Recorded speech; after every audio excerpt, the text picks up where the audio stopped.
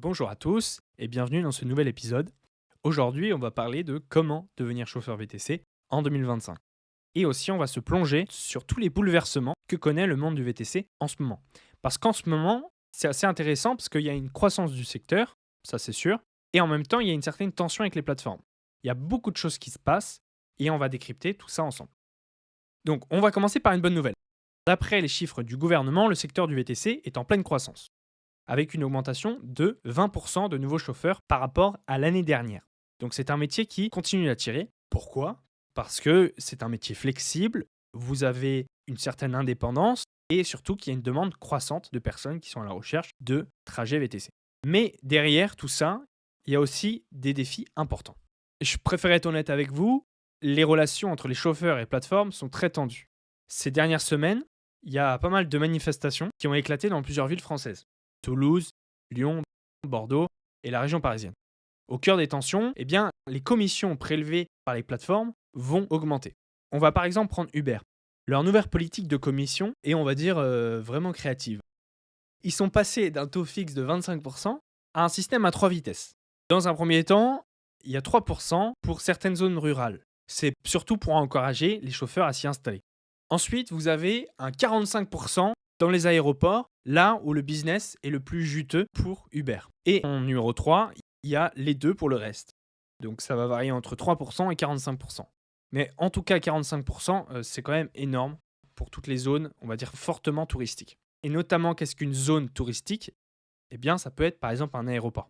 Par exemple, l'aéroport de Nice. Eh bien, Uber, il réalise plus de 70% de son chiffre d'affaires sur la Côte d'Azur. Donc, c'est énorme. Donc lorsque la commission passe à 45%, ça devient très compliqué pour les chauffeurs VTC. Il y a aussi une certaine guerre de prix entre les plateformes, notamment Hitch, l'acteur français, qui a récemment tiré la sonnette d'alarme contre les pratiques de Bolt et Uber, parce qu'il les accuse de casser les prix à coups de promotions extrêmement agressives.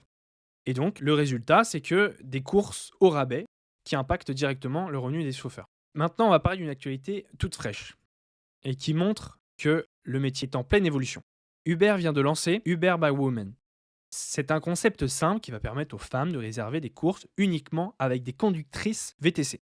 Donc c'est une initiative assez intéressante qui répond surtout à une réalité du terrain, c'est qu'aujourd'hui les femmes, elles représentent que 5% des chauffeurs VTC. Donc le nouveau service d'Uber a deux objectifs. Dans un premier temps, ça va être de féminiser la profession et dans un deuxième temps, offrir beaucoup plus de choix aux passagères. Pour les femmes qui nous écoutent, c'est clairement pour vous une belle opportunité. La demande est là et l'offre est encore très limitée. Donc si vous hésitiez à vous lancer dans le VTC, c'est peut-être le moment là, avec cette nouvelle offre d'Uber.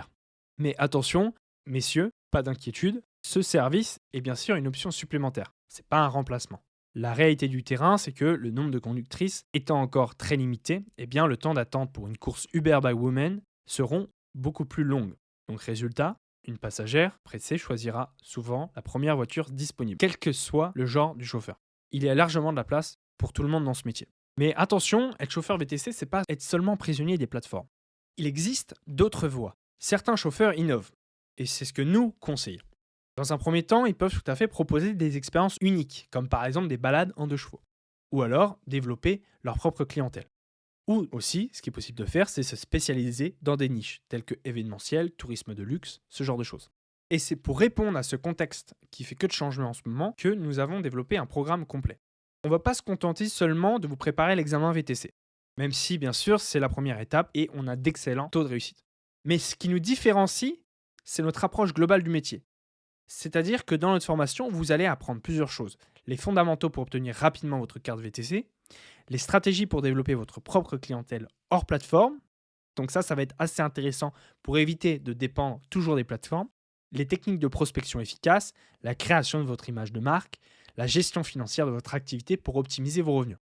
On va travailler en petits groupes avec des formateurs qui sont sur le terrain au quotidien. Ils connaissent parfaitement tous les défis actuels du métier et surtout, ils savent comment les surmonter.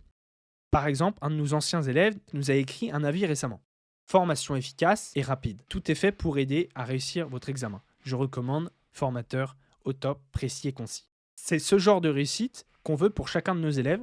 On vous donne les clés, les outils et surtout la confiance pour vous lancer et réussir dans ce métier. Pour nous contacter, vous pouvez tout à fait le faire sur notre site internet, donc Proformation VTC.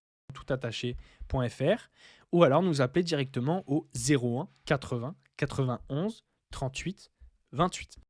Merci d'avoir écouté cet épisode. N'hésitez pas à vous abonner à la chaîne YouTube et on se revoit très vite pour un prochain épisode. À bientôt.